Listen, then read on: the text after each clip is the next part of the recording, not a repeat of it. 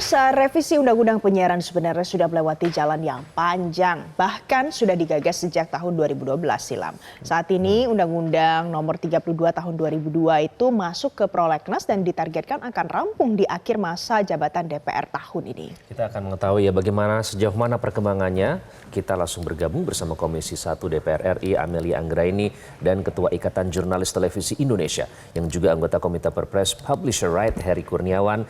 Selamat pagi Bu Amel, Mas Herik. Pagi Apa Bu kabar? Amel, pagi Mas Herik. Selamat pagi, Mas Bima, Mas Valen. Pagi semuanya. Oke, semoga selalu sehat ya. Saya ingin ke Bu Amel terlebih dahulu. Bu Amel, kemarin dalam RDP dengan lembaga penyiaran ya saat itu ya, publik kemarin. Anda menyebut perlu adanya aturan tambahan dalam RUU penyiaran ini untuk perlindungan terhadap media konvensional di tengah maraknya platform digital. Nah, jadi itu targetnya apa sebenarnya Bu Amel? Ya, targetnya adalah kami ingin menciptakan persaingan yang fair begitu ya, atau equal playing field antara media platform digital dan media konvensional.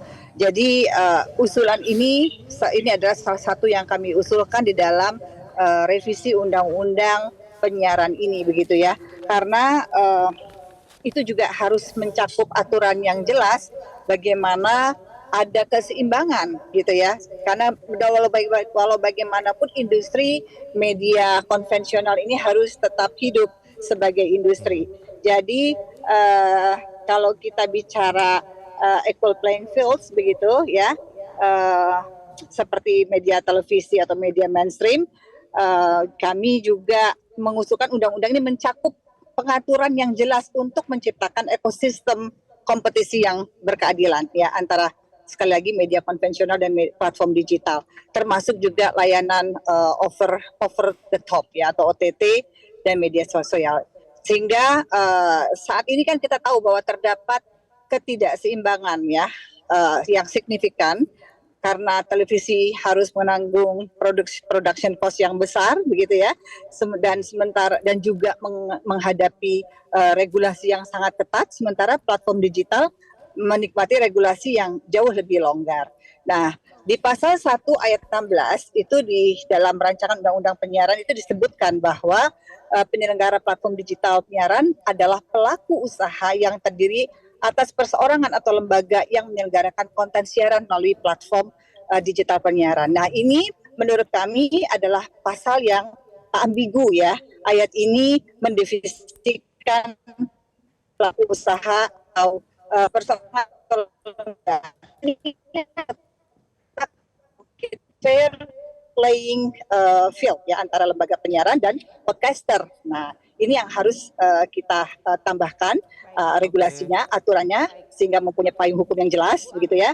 Karena banyak aturan yang mengatur produksi dan konten penyiaran di media penyiaran, sementara nyaris tidak ada aturan yang mengatur produksi dan konten siaran dalam platform digital. Begitu. Nah, jadi Bu Amel ini sebenarnya jelas targetnya apa ya? Mau menciptakan keseimbangan untuk ekosistem yang saat ini sudah ada, tidak hanya untuk media televisi saja, tidak hanya media konvensional, tapi sampai dengan ranah digital. Mas Herik, Anda menilai dan menyambut target yang disampaikan oleh Bu Amel tadi, bagaimana sejauh ini kalau melihat perkembangan dari RUU Pers ini?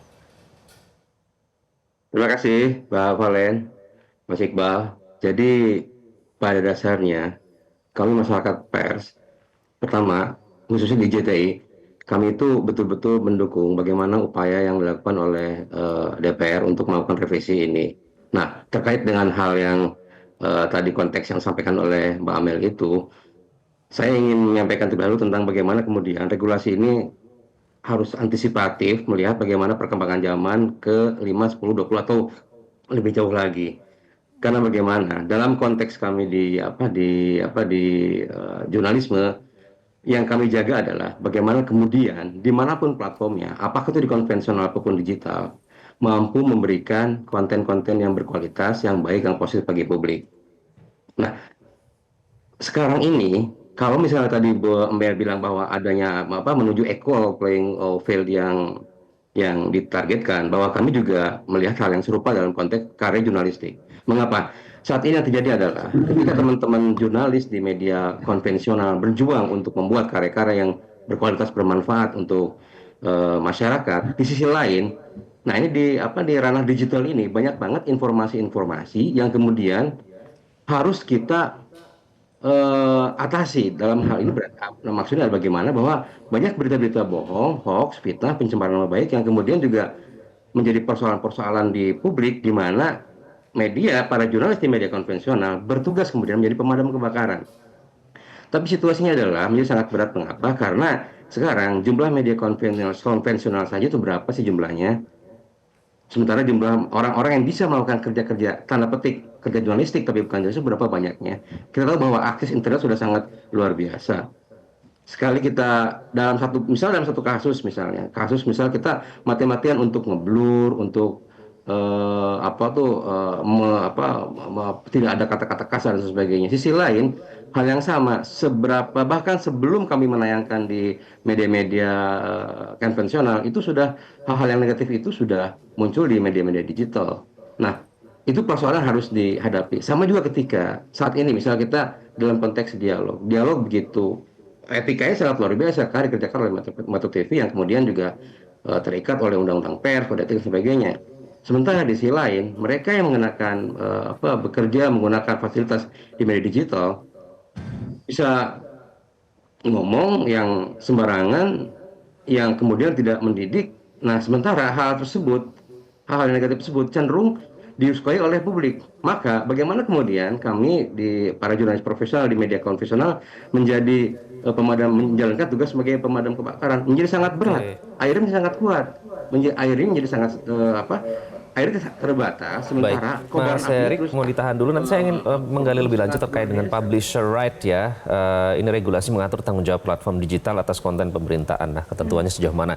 Tapi Bu Amel, kemarin Anda sempat mendorong soal perlunya penguatan public rights. Mohon dikoreksi jika saya salah. Nah, itu tujuannya apa, Bu? Dan seperti apa itu bentuknya?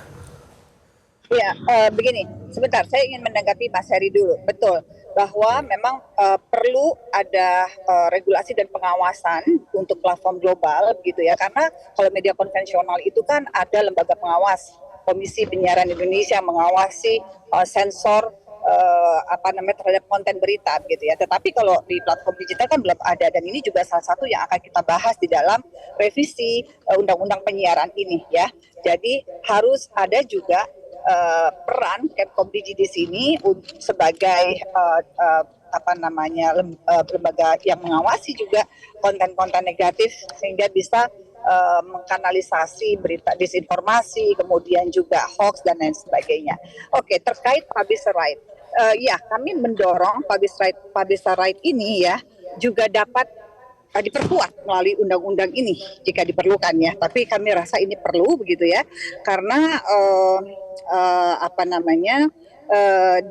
publish right ini melalui peraturan nanti di dalam rancangan undang-undang penyiaran ini akan semakin legitimate begitu ketika berhadapan dengan platform digital.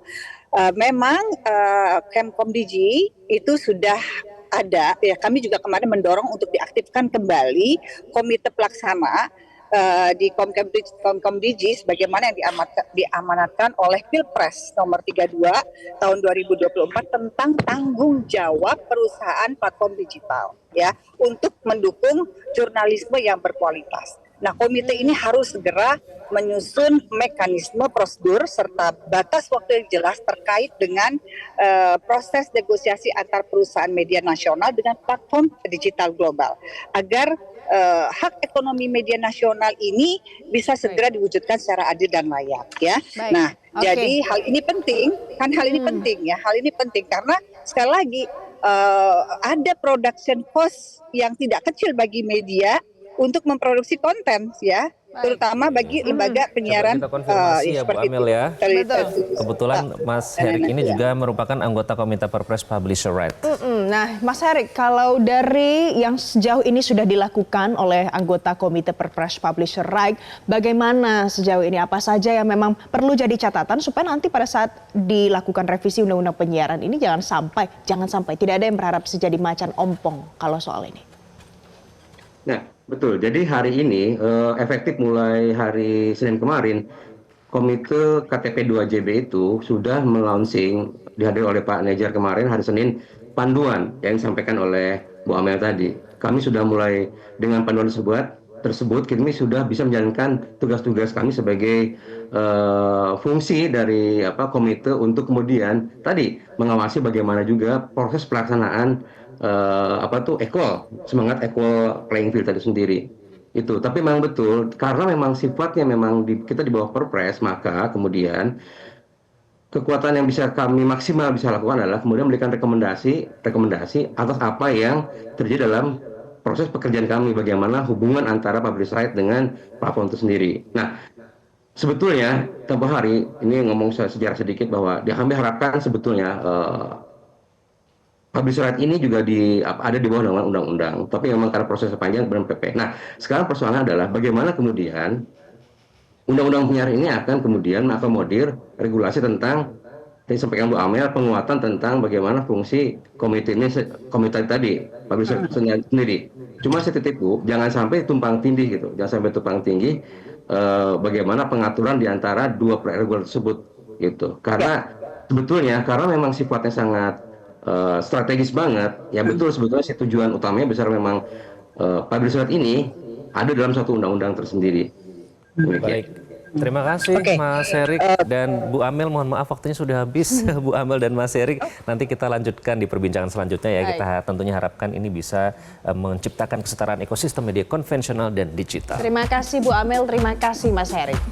Jelajahi cara baru mendapatkan informasi. Download Metro TV Extend sekarang.